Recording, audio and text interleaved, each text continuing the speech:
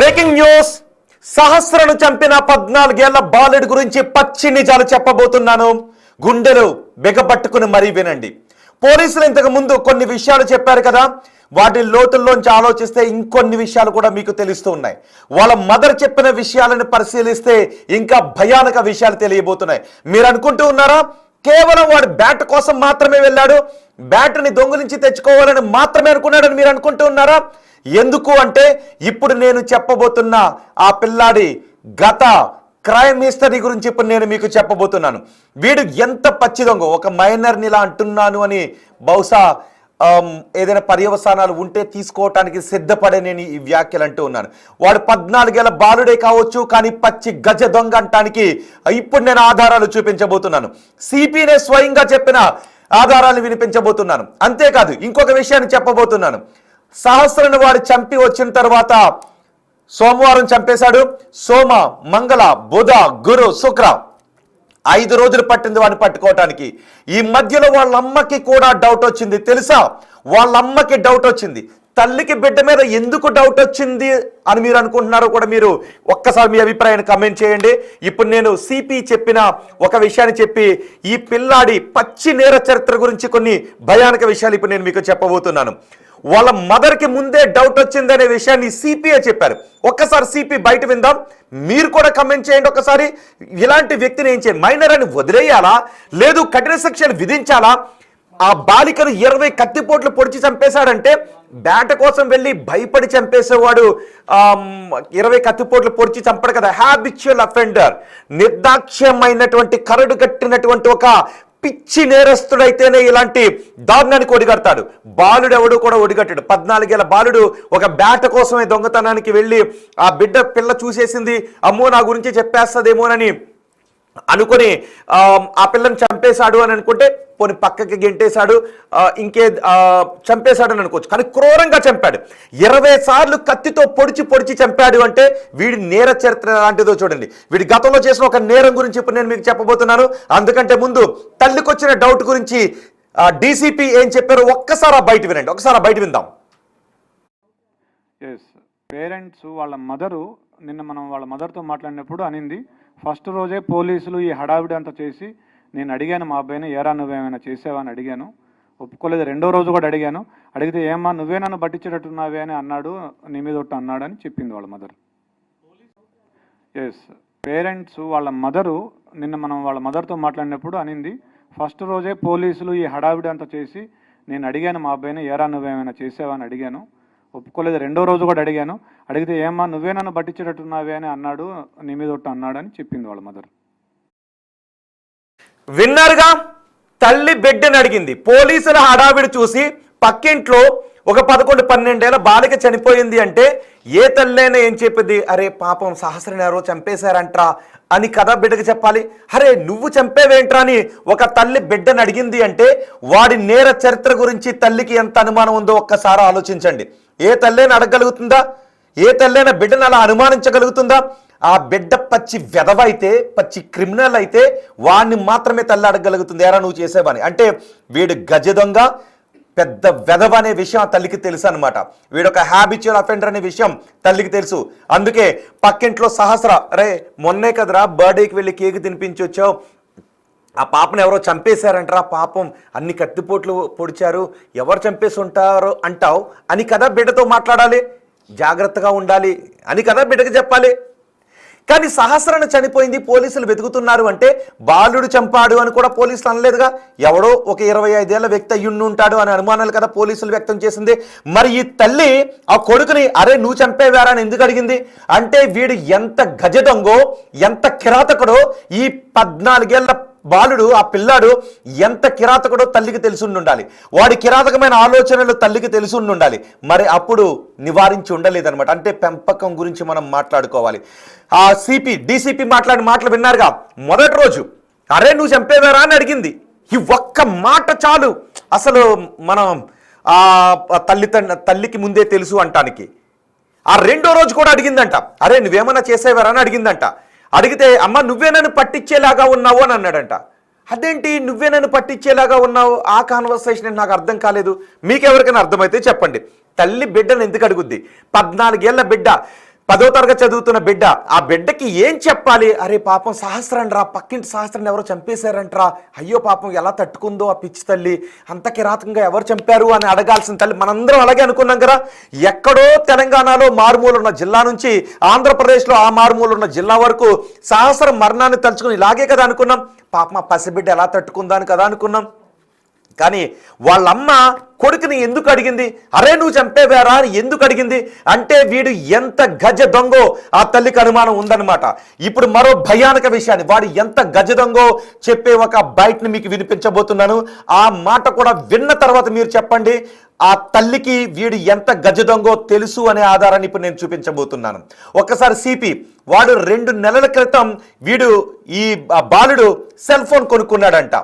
అక్కడున్న విలేకరులు అడిగారు, వీడికి గతంలో ఏదైనా దొంగతనాల చరిత్ర ఉందని అడిగితే డీసీపీ ఏం చెప్పారో తెలుసా? నేను ఒక విషయాన్ని చెప్తాను అని చెప్పి వీడు 2 నెలల క్రితం ఒక సెల్ ఫోన్ కొనుక్కున్నాడు. ఆ సెల్ ఫోన్ కొనుక్కోవడానికి తల్లి తండ్రి డబ్బులు ఇవ్వలేదు, వాడి దగ్గర డబ్బులు లేవు. కానీ ఎలా కొనుక్కున్నాడో మీకే వదిలేస్తున్నా, మీరే ఆలోచించుకోండి అని సిపి అన్నారు. ఒక్కసారి సిపి మాటల్లోనే విని ఆ తర్వాత మీరు నేను కలిసి మాట్లాడుకుందాం. మీరు కామెంట్ కూడా చేయండి, మీరు నేను కలిసి మాట్లాడుకుందాం. ఒక్కసారి సిపి సెల్ ఫోన్ గురించి ఏమన్నారో విందాం. మనకున్న సమాచారం మేరకు ఇంతవరకు అయితే ఏం లేదు. బట్ వాళ్ళ మదర్ చెప్పిన ఒక విషయం ఏంటంటే, అతను 2 months బ్యాక్ అతని దగ్గరికి ఒక ఫోన్ వచ్చింది, సెల్ ఫోను. మేము డబ్బులు ఇవ్వలేదు, ఇతనికి ఎక్కడిది సెల్ ఫోన్ అంటే నేను కొనుక్కున్నా అని చెప్తున్నాడు. డబ్బులు ఎక్కడ ఉంటే చెప్పలేదు. అది వాళ్ళ మదర్ చెప్పిన విషయమే. సో దీన్ని బట్టి మీరు ఏమైనా అనుకోవచ్చు. మనకున్న సమాచారం మేరకు ఇంతవరకు అయితే ఏం లేదు. బట్ వాళ్ళ మదర్ చెప్పిన ఒక విషయం ఏంటంటే, అతను 2 months బ్యాక్ అతని దగ్గరికి ఒక ఫోన్ వచ్చింది, సెల్ ఫోను. మేము డబ్బులు ఇవ్వలేదు, ఇతనికి ఎక్కడిది సెల్ ఫోన్ అంటే నేను కొనుక్కున్నా అని చెప్తున్నాడు. డబ్బులు ఎక్కడ ఉంటే చెప్పలేదు. అది వాళ్ళ మదర్ చెప్పిన విషయమే. సో దీన్ని బట్టి మీరు ఏమైనా అనుకోవచ్చు. మనకున్న సమాచారం మేరకు ఇంతవరకు అయితే ఏం లేదు. బట్ వాళ్ళ మదర్ చెప్పిన ఒక విషయం ఏంటంటే, అతను 2 months బ్యాక్ అతని దగ్గరికి ఒక ఫోన్ వచ్చింది, సెల్ ఫోను. మేము డబ్బులు ఇవ్వలేదు, ఇతనికి ఎక్కడిది సెల్ ఫోన్ అంటే నేను కొనుక్కున్నా అని చెప్తున్నాడు. డబ్బులు ఎక్కడ ఉంటే చెప్పలేదు. అది వాళ్ళ మదర్ చెప్పిన విషయమే. సో దీన్ని బట్టి మీరు ఏమైనా అనుకోవచ్చు. విన్నారుగా డీసీపీ చెప్పిన మాట. 2 నెలల క్రితం వాడి దగ్గరికి ఫోన్ వచ్చింది, తల్లి కొనుక్కోవడానికి డబ్బులు ఇవ్వలేదు. నేను డబ్బులు ఇవ్వనప్పుడు నువ్వు ఇంత ఫోన్ ఎలా కొన్నావురా అని అడిగితే నేను కొనుక్కున్నాను అని వాడు చెప్తే 10వ తరగతి పిల్లాడు ఆ తల్లి వదిలేసిందా? ఎక్కడ దొంగతనం చేసి వచ్చారో అని కాలర్ పట్టుకుని కదా అడగాలి. నేను కొనుక్కున్నాను అంటే ఆహా అని వదిలేసిందా? ఇప్పుడు మరి ఆ తల్లికి తెలీదా? ముందు రోజు ఎరా నువ్వు చేసేవేరా అని కొడుకుని ఎందుకు అనుమానించింది అంటే వాడి నేర చరిత్ర గురించి తల్లికి తెలుసు కదా. 2 నెలల క్రితం తను ఇవ్వని డబ్బులతో 10వ తరగతి పిల్లాడు ఫోన్ కొనుక్కున్నాడు అంటే తల్లి ఎందుకు వదిలేసింది? ఎందుకమ్మా వదిలేసావు నీ కొడుకుని? పక్కింట్లో సహస్ర చనిపోయిందని అడిగితే నువ్వు చంపావారా అనే డౌట్ నీకు ఎందుకు వచ్చిందమ్మా? 2 ఆడబిడ్డలు ఉన్నారు కదా తల్లి నీకు, ఆమె కూడా 2 అమ్మాయిలు, మధ్యలో ఈ కొడుకు పుట్టాడు, నా కొడుకు పుట్టాడు. వాడెళ్ళి పక్కింటి ఆ చిన్న సహస్రాన్ని కిరాతకంగా చంపేశాడు. నీకు తెలీదా తల్లి నీ కొడుకు ఎంత దుర్మార్గుడో? ఆ తల్లికి తెలిసి 5 రోజుల నుంచి ఊరుకుని ఉంటుంది. వాడి ఆలోచనలు ఎలాగున్నాయో తల్లికి తెలుసు. అందుకే చెప్తున్నా. ఇంకొక విషయాన్ని మీకు చెప్తాను. అదిగో చూడండి ఒకసారి, బ్యాట్ చూడండి ఒకసారి. అదిగో ఎంఆర్ఓ బ్యాట్.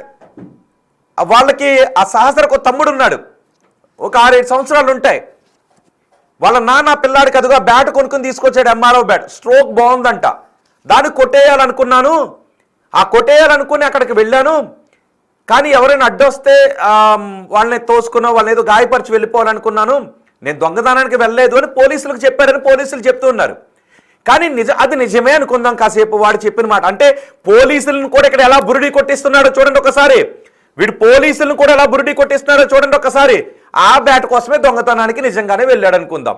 వీడు హ్యాబిచువల్ అఫెండర్ కాదు, గతంలో దొంగతనాలు చేసిన చరిత్ర లేదు. అక్కడికి వెళ్ళిన తర్వాత ఆ ఇంట్లో సహస్ర ఉంది. అప్పుడు ఏం చేసి ఉండాలి? సహస్ర లేదు అనుకుని ఆ ఇంటికి వెళ్ళాడు అని అనుకుందాం. సహస్ర ఉంది, పక్కింటోడే కదా, వచ్చి మళ్ళీ ఎప్పుడైనా ఎవరు లేనప్పుడు వెళ్దాం అనుకుని వచ్చేసి ఉండేవాడు. కానీ అలా చేయలేదు. సహస్ర అక్కడ ఉండగానే లోపలికి వెళ్ళాడు. వాడు చెప్పిన దాన్ని బట్టి చూస్తే బ్యాట్ తెచ్చుకుంటూ ఉంటే సహస్ర అడ్డుకుంది. దాంతో ఆమె గొంతులో పొడిచేశాను, ఆ తర్వాత 20 కత్తిబోట్లు పొడిచాను అని. అసలు ఎటువంటి నేర చరిత్ర లేనివాడు ఎవరినైనా చంపగలడా? దొంగతనం చేయగల? పోనీ చేశాడు అని అంటే భయంతో వణికిపోతాడు, అక్కడ నుంచి పారిపోతాడు. వాళ్ళ అమ్మ దగ్గరికి వెళ్ళి అమ్మ ఇలా చేశాను అని ఏడుస్తాడు. కానీ 20 సార్లు తన కూర తెచ్చుకున్న కత్తితో పొడిచాడు అంటే వీడు ఎంత కరడుగట్టిన నేరస్తుడు. బహుశా ఇప్పుడు పోలీసులకి వీడు చెప్తున్నవి నిజాలేనా? వీడు దొరికేశాడు. ఎందుకంటే వాడి ఇంట్లో ఆ లెటర్ దొరికింది, ఆ వాషింగ్ మెషిన్లో వేసిన బ్లడ్ సైన్స్ ఉన్నటువంటి బట్టలు దొరికాయి, కొంచెం కొంచెం మరకలతో ఉన్నవి, వాడే అంటానికి ఆధారాలు దొరికాయి. కానీ ఆ 10వ తరగతి చదువుతున్న బాలుడు ఎప్పటికీ పోలీసులకు నిజాలు చెప్పడం లేదు అని అనిపిస్తుంది ఆ బైట్స్ చూస్తూ ఉంటే. ఎందుకంటే సహస్ర ఆ అబ్బాయిని చూసింది బ్యాట్ దొంగతనం చేయటం. మామూలుగా అయితే ఎటువంటి హ్యాబిచువల్ అఫెండర్ కాదు, కేవలం బ్యాట్ మీద ఉన్నటువంటి మక్కువతోనే బ్యాట్ కోసమే వెళ్ళుండుంటే వాడు బ్యాట్ అక్కడ పడేసి ఎవడైనా పరుగును పారిపోతాడు, చెప్పొద్దు అని ఆమెను పట్టుకుని బతుకుమలుతాడు. కానీ 20-30 కత్తిపోట్లు కంఠంలో పొట్టలో నిర్దాక్షిణ్యంగా చంపేసి మళ్ళీ ఆ గోడ దూకి వెళ్ళిపోయి బట్టలు వాషింగ్ మిషన్లో వేసేసి వెళ్ళిపోయాడు అంటే వీడు ఎంత హ్యాబిచువల్లో చూడండి ఒకసారి. పైగా ఇంకోటి తెలుసా, స్కూల్కి వెళ్ళడంట. పోలీసులే చెప్పారు అదే విషయాన్ని. స్కూల్కి ఎప్పుడు అబ్సెంట్ అవుతుంటుంటాడని. వాడు రాసిన ఇంగ్లీష్ ఉంది కదా స్కూల్లో, 10వ తరగతి పక్కనున్న స్కూల్లో. అంటే ఆ రాసిన భాష చూస్తూ ఉంటే ఎప్పుడు స్కూల్కి వెళ్ళడని అర్థమవుతుంది. మరి ఎప్పుడు స్కూల్కి వెళ్ళని తమ బిడ్డ సెల్ ఫోన్లు ఎలా కొంటున్నాడు, ఏం చేస్తున్నాడు అని తల్లి పట్టించుకోలేదు, ఆ స్కూల్లో ఉన్న టీచర్లు పట్టించుకోలేదు, ఎప్పుడు స్కూల్కి సరిగ్గా రావట్లేదు ఏంటి అని. ఇక్కడ ఇప్పుడు పోలీసులకు చెప్తున్న దాంట్లో కూడా వాస్తవాలు లేవు. ఎందుకు, నిజంగా బ్యాట్ కోసమే వెళ్ళుంటే 20 కత్తిపోట్లు పొడవడు నేను అనుకోవడం. మీకు కూడా అలాగ అనిపిస్తుందా లేదా? మీ అభిప్రాయం కామెంట్ బాక్స్లో తెలియచేయండి. ఒకవేళ నిజంగా ఏదో చిన్నోడు తెలిసి తెలియని ఏదో ఏజ్లో బ్యాట్ కోసమే వెళ్ళాడు అని అనుకుంటే, బ్యాట్ తెచ్చే క్రమంలో ఆ పాప చూసిందని అనుకుంటే ఆడుకోవటానికి పట్టుకెళ్తున్నాను, లేదంటే భయంతో అక్కడ వదిలేసి వెళ్ళిపోతాడు తప్ప కూడా తెచ్చుకున్న కత్తితో పొడిచి చంపేస్తాడా? 20 సార్లు కత్తితో పొడుస్తాడా? ఏదో పగబట్టినట్టు. బయట మనం చూస్తుంటాం కదా ఫ్యాక్షనిస్టులు చంపినట్టుగా ఆ 11-12 సంవత్సరాల బాలికను, 6వ తరగతి చదువుతున్న బాలికను ఫ్యాక్షనిస్టులు నరుక్కున్నట్టుగా నరికి చంపేశాడంటే, పగతో కసితో నరికినట్టుగా చంపేశాడు అంటే సాక్ష్యం ఏ మాత్రం తెలియకూడదు అని. అంటే ఆ కొన ఊపిరితో కూడా ఆమె ఉండకూడదని. మరి ఇలా గతంలో ఎప్పుడైనా ఇంకెవరినైనా చంపేశాడా? ఆ చంపిన డబ్బులతోనే సెల్ ఫోన్ లాంటివి కొన్నాడా? ఇంకేమున్నా కొన్నాడా? వీడు గజ్జి దొంగని ఇంట్లో తెలుసుండే చూసి చూడనట్టుగా వదిలేశారా తల్లిదండ్రులు?